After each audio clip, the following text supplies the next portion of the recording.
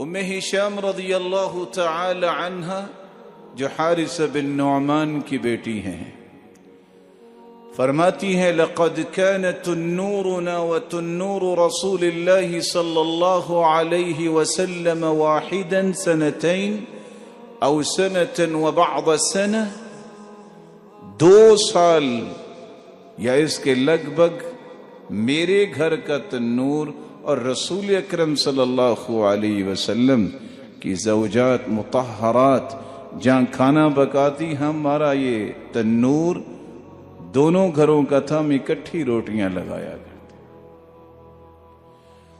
وما اخذت سورة قاف الا عن لسان رسول اللہ صلی اللہ علیہ وسلم كان يقرأها كل جمعة على المنبر۔ میں نے سورت قاف یہ اللہ کے رسول صلی اللہ علیہ وسلم سے یاد کی، میں روٹیاں پکا رہی ہوتی اور میں گھر میں ہوتی، اللہ کے رسول صلی اللہ علیہ وسلم اذا خطب الناس جب لوگوں کو خطبہ دیتے منبر پر کھڑے ہو کے، تو اللہ کے رسول صلی اللہ علیہ وسلم نے اتنی بار سورت قاف پڑھی ہے کہ مجھے بار بار سن کے یہ پوری سورت یاد ہو گئی۔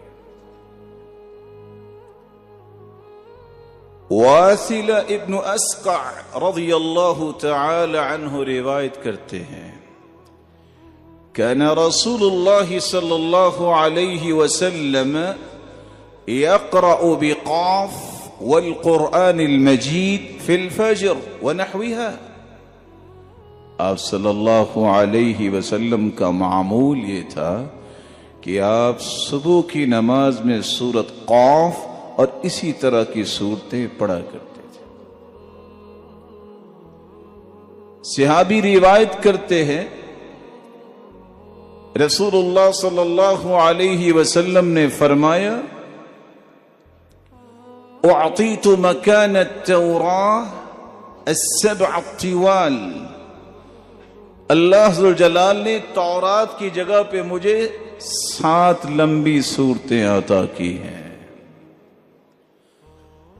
وَأُعْطِيتُ مَكَانَ الْإِنْجِيلِ الْمَثَانِي، اور انجیل کی جگہ پہ مجھے بار بار پڑھی جانے والی آیات عطا کی ہیں۔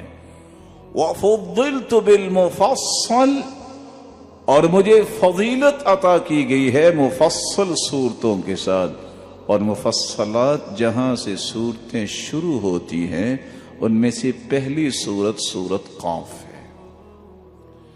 سیدنا عمر رضی اللہ تعالی عنہ سوال کرتے ہیں ابو واقد اللیثی رضی اللہ تعالی عنہ سے، ما كان رسول اللہ صلی اللہ علیہ وسلم يصلي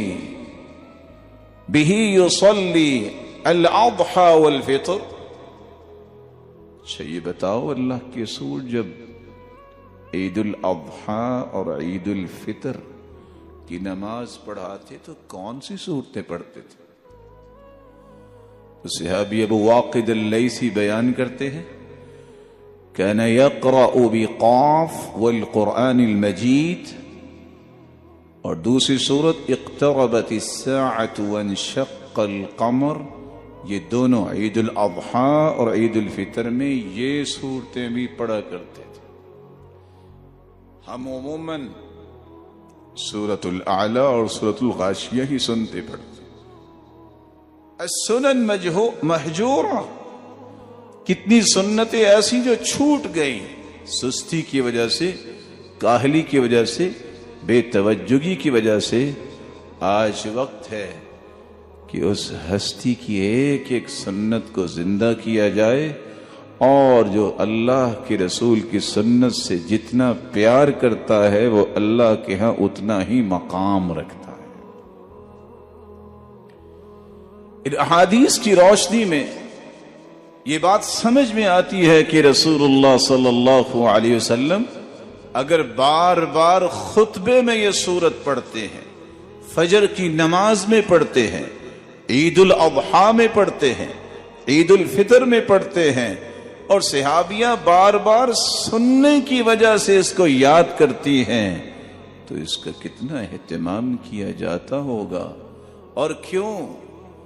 یہ واحد صورت ہے جس میں توحید کا بھی تذکرہ ہے، رسالت کا بھی تذکرہ ہے، جس میں انسان کی موت کا بھی تذکرہ ہے، اور انسان کی موت کے بعد کی جزا و سزا کا بھی تذکرہ ہے، اور قیامت کا بھی تذکرہ ہے، جنت کا بھی تذکرہ ہے، اور جہنم کا بھی تذکرہ۔